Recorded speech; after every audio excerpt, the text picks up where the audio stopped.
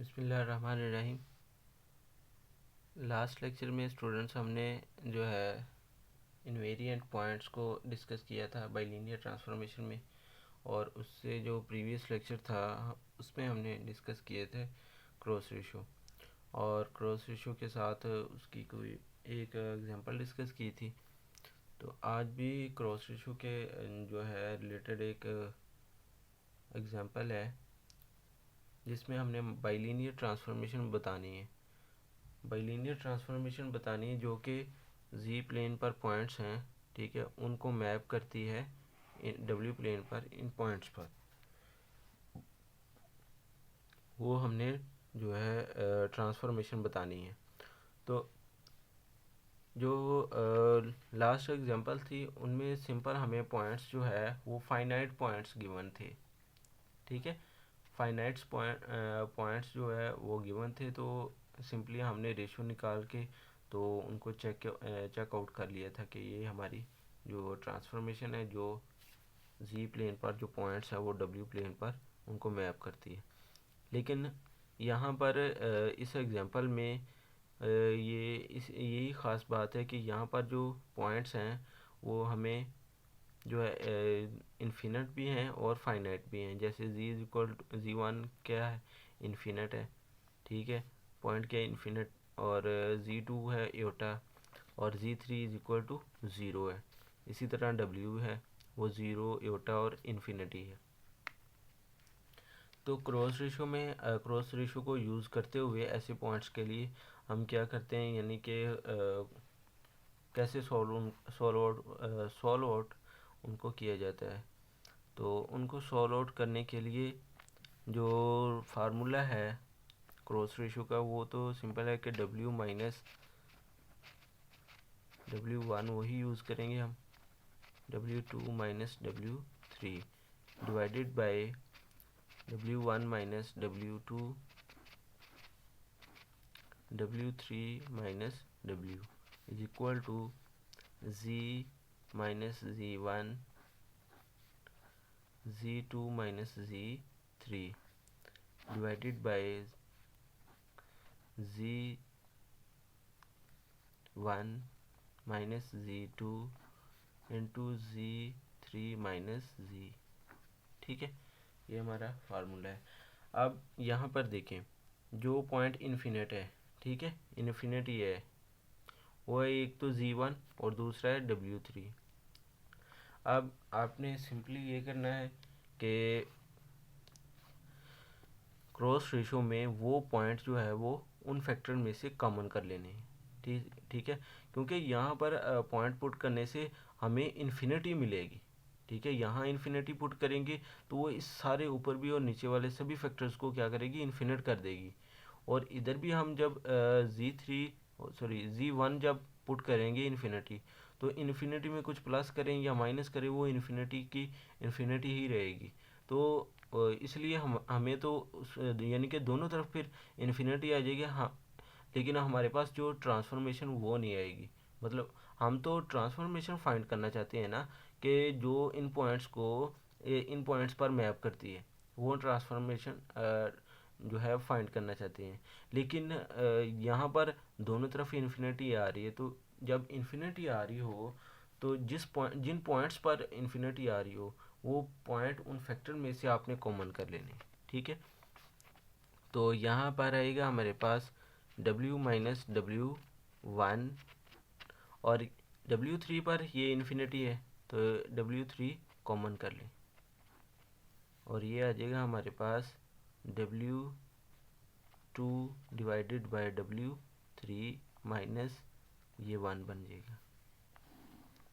इसी तरह डिवाइड में W1 माइनस W2 इंटू आ जाएगा, यहाँ से जब कॉमन करेंगे तो ये बन जाएगा W2 1 minus W over W3 is equal to, अब Z में कौन सा पॉइंट इन्फिनिटी है, Z1 है, Z1 कॉमन कर लें इस फैक्टर से, Z1 कॉमन किया तो ये बन जाएगा Z ओवर Z1 माइनस 1, ठीक है, Z1 कॉमन किया तो इसकी जगह 1 रह जाएगा। दूसरा फैक्टर वैसे ही, डिवाइडेड बाय z1 इंटू 1, ठीक है, 1 minus z2 over z1 into z3 minus z, ठीक है। अब ये W3 इससे कैंसिल, Z1 से कैंसिल, और साथ में जो पॉइंट्स हैं वो इनमें पुट कर दें। पॉइंट पुट किए हैं हमने, W माइनस W1 क्या है वो 0 इंटू W2 है योटा डिवाइडेड बाय W3 क्या है इन्फिनिटी, फिर -1 डिवाइडेड बाय W1 है 0 minus W2 iota into 1 minus W over infinity is equal to Z over Z1 है हमारे पास इन्फिनिटी, साथ में ये -1 भी है, ठीक है, -1 ये वाला, इंटू आ जाएगा Z2 है योटा और Z3 है 0 divided by Z1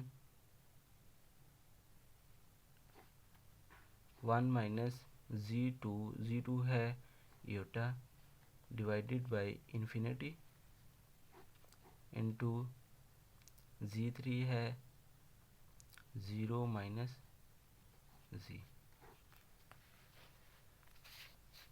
W minus 0 ये W ही रहेगा। इसी तरह समथिंग ओवर इन्फिनिटी, वो हमें पता है कि वो 0 होती है, 0 माइनस 1 आ जाएगा। इसी तरह 0 माइनस योटा, ये माइनस योटा आ जाएगा, और ये समथिंग ओवर इन्फिनिटी ये 0 हो जाएगा, और 0 माइनस 1 ये 1 माइनस 0 वो 1 रहेगा। इसी तरह दूसरी साइड पे है ये 0 ओवर इन्फिनिटी, ये भी 0 हो जाएगा, 0 माइनस 1 इंटू योटा, और ये भी 1 इंटू माइनस Z।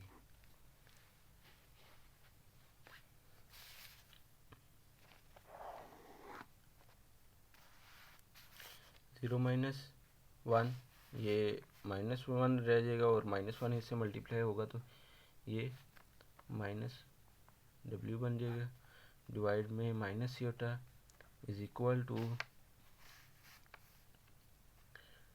0 माइनस 1, तो -1 रह जाएगा, इससे योटा से मल्टीप्लाई होगा तो ये माइनस योटा बन जाएगा, डिवाइड में माइनस Z, ये माइनस इससे कैंसिल, ये माइनस इससे cancel, W is equal to आ जाएगा योटा दूसरी साइड पे मल्टीप्लाई हो जाएगा, तो ये योटा स्केयर बन जाएगा, डिवाइड में Z, W is equal to -1 over Z, iota square जो है वो -1 के इक्वल होता है, ठीक है।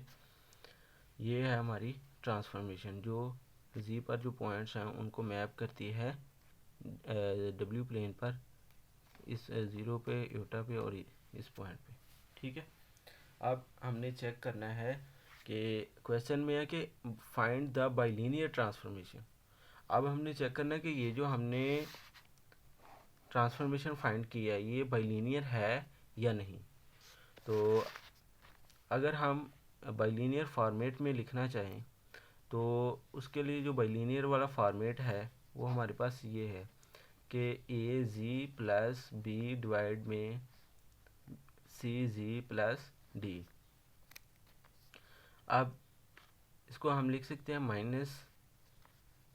-0 मल्टीप्लाई बाय Z -1 डिवाइड में 1 मल्टीप्लाई बाय Z प्लस जो है 0, ठीक है।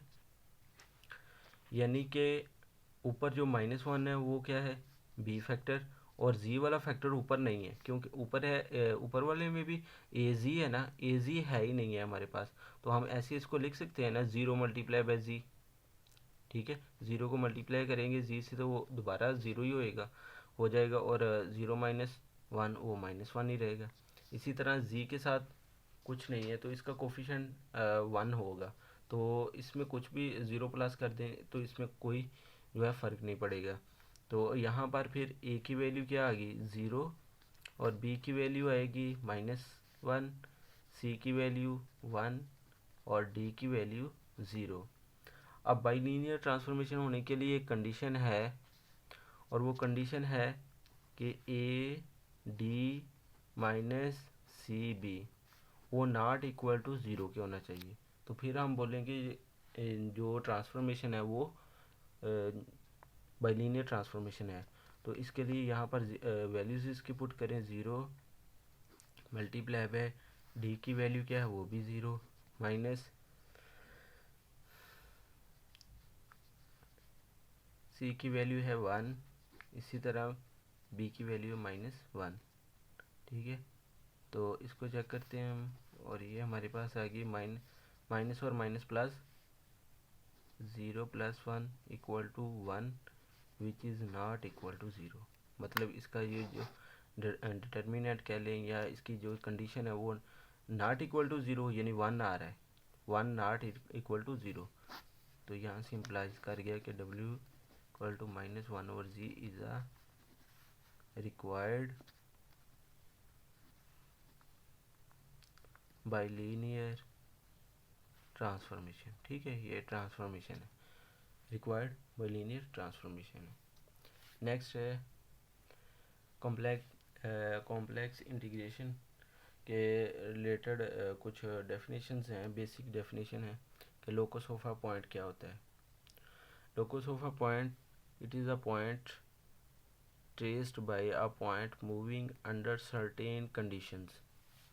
ठीक है, यानी कि ये पॉइंट्स की ही ट्रेस है जो कि कुछ ख़ास पॉइंट्स यानी कि ख़ास कंडीशन के थ्रू हम इनको जो है ट्रेस करते हैं या बिल्ड करते हैं। ये समझ लें कि जो लोकस ऑफ अ पॉइंट वो जो है हमारे पास उसकी फॉर्मेशन कुछ सर्टेन कंडीशन के अंडर होती है। ठीक है, जिसमें पॉइंट्स के ज़रिए जो पॉइंट्स हैं उनकी जो है फार्मेशन है, यानी कि लोकस ऑफ जो पॉइंट है उसकी जो ट्रेस है वो अंडर सर्टेन कंडीशन होती है।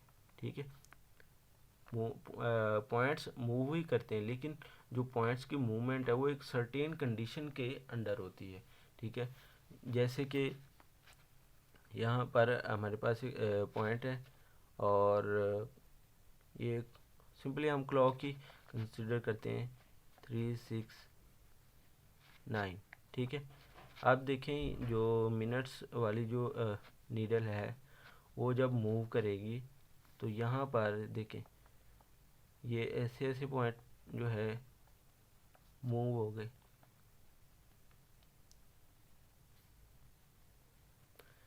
फिर 9 से 6 तक, 9 से फिर 12 तक।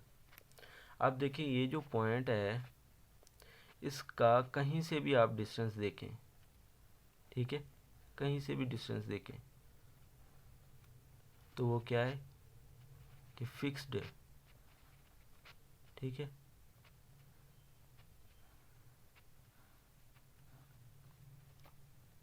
इसका जो सेंटर से डिस्टेंस है, यानी कि ये हमारे पास लोकस ऑफ पॉइंट के बने, ये पॉइंट्स को ट्रेस करने से हमारे पास एक सर्कल की ही फॉर्मेशन हुई है, यानी एक सर्कल ही बना है।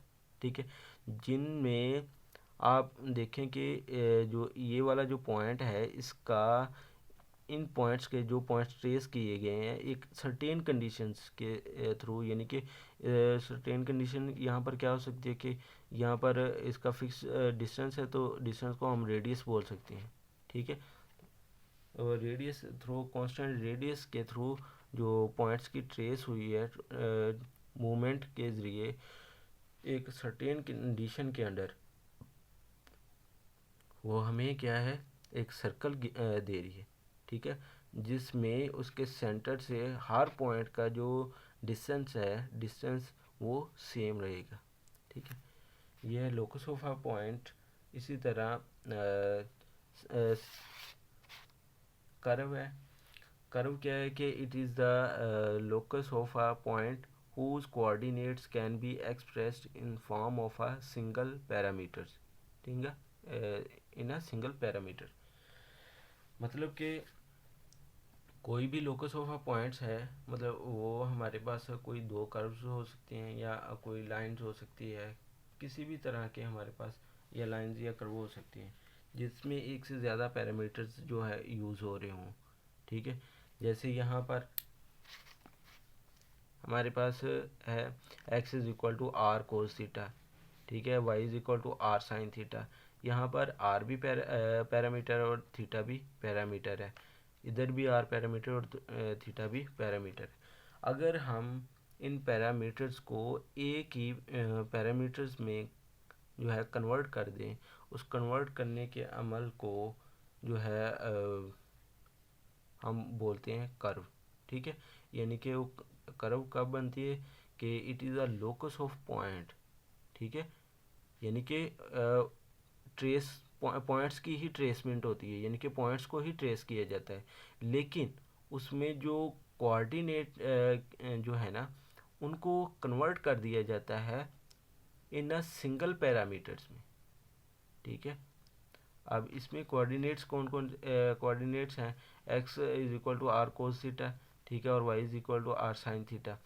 इसमें जो पैरामीटर्स हैं इनको एक सिंगल पैरामीटर्स में कन्वर्ट कर दिया जाता है। ये जो कोऑर्डिनेट्स x और y दिए हैं, इनमें जो हैं पैरामीटर्स, इनको सिंगल पैरामीटर्स में कन्वर्ट कर दिया जाता है। जैसे ये x का स्केयर और y का स्केयर दोनों तरफ इनका स्केयर लेके हम ऐड करें तो हमारे पास ये फॉर्म बनती है, और ये हमारे पास इक्वल टू 1 के होता है। तो यहाँ से हमारे पास इक्वेशन बन गया X square plus Y square is equal to R square. अब ये क्या है, एक सर्कल की इक्वेशन है जिसमें आर क्या है, रेडियस, ठीक है, और सेंटर पे एक सर्कल है हमें मिल रहा है जिसका और सेंटर क्या है 0 0, और आर क्या है, इसमें एक पैरामीटर है। ठीक है, अब देखिए यहाँ पर पहले थीटा भी था लेकिन इसको कन्वर्ट कर लिया हमने आर में, तो ये एक सिंगल पैरामीटर में कन्वर्ट हो गया। ठीक है, सिंगल पैरामीटर में। इसी तरह अगर हम इससे जो है एक और इक्वेशन भी फॉर्मेशन इक्वेशन की हो सकती है, जैसे यहाँ पर आर की जगह हम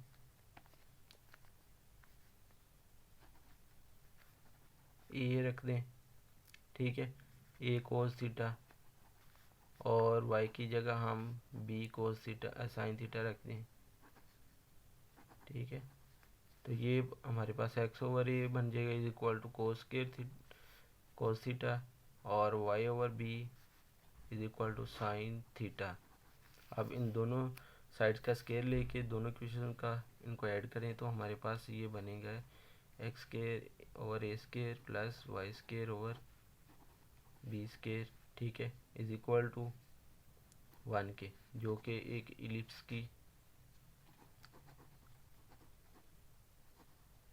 की इक्वेशन है जिसमें जो ए और बी है क्या है, उसके डिस्टेंस है। ठीक है, ओरिजिन से, ठीक है, ओरिजिन से क्या है, इसका डिस्टेंस है। तो ये है लोकस ऑफ अ पॉइंट और कर्व ऑफ अ पॉइंट क्या होते हैं। तो नेक्स्ट इसकी जो मज़ीद हम डेफिनेशंस देखेंगे।